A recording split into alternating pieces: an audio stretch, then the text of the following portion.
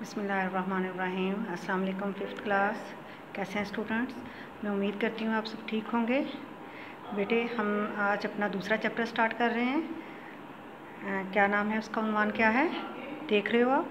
देखो नाच रहा है मोर। ये एक नज़्म है, ठीक है, बहुत अच्छी, बहुत प्यारी सी नज़्म है। चलिए हम इसकी रीडिंग करते हैं। सावन भादों की रुत आई, धरती पर हरियाली छाई। सावन भादों क्या होता है? एक मौसम का नाम है। मौसम के 2 महीनों का नाम है, ठीक है, जिसमें बारिशें होती हैं, जैसे जुलाई और अगस्त। उसको सावन भादों, ये देसी महीने होते हैं, उनके नाम है, ठीक है।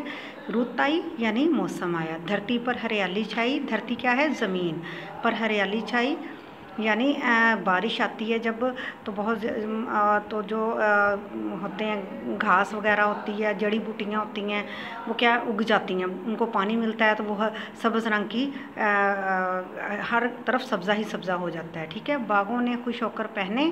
बागों ने यानी जहाँ पे पौधे लगे होते हैं वहाँ पे फूलों और फलों के गहने, यानी दरख्तों पर फल फूल, पौधों पे फल फूल, गहने जेवरात, फलों फूलों के जेवरात, यानी इतने फल फूल लगे कि उन्होंने फलों फूलों के बागों ने गहने पहने।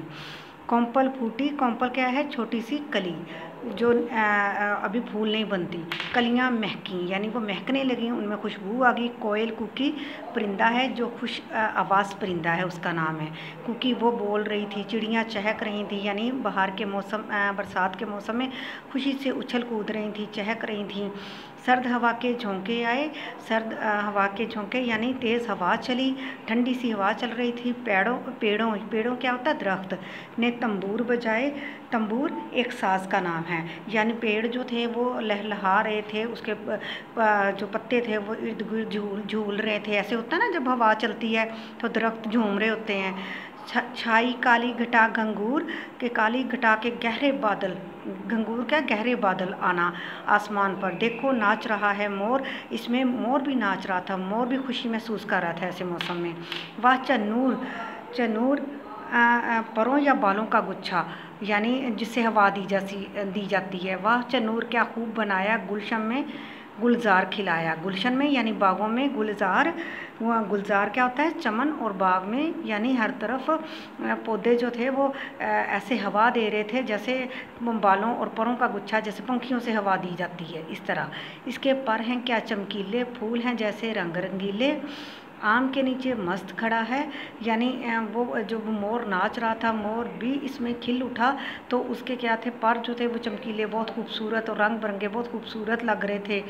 आम के नीचे वो मस्त खड़ा था, अपनी मस्ती में गुम था, मदहोश था। एक एक पर में बाग लगा है, जैसे बागों की तरह उसका एक एक पर खिला हुआ था।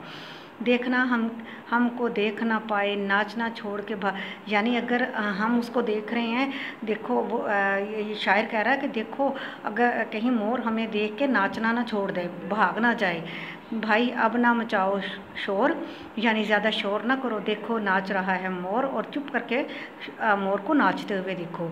ये नज़्म किसने लिखी है? मोहम्मद हफीज़ जलंधरी ने। बड़ी खूबसूरत, बड़ी प्यारी सी है।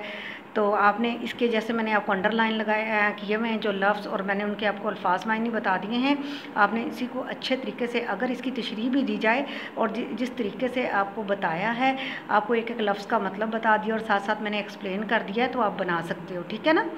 तो इंशाल्लाह कोशिश करनी है कि आपने इसकी खुद से तशरीह बनानी है। ओके जी, अल्लाह हाफिज़।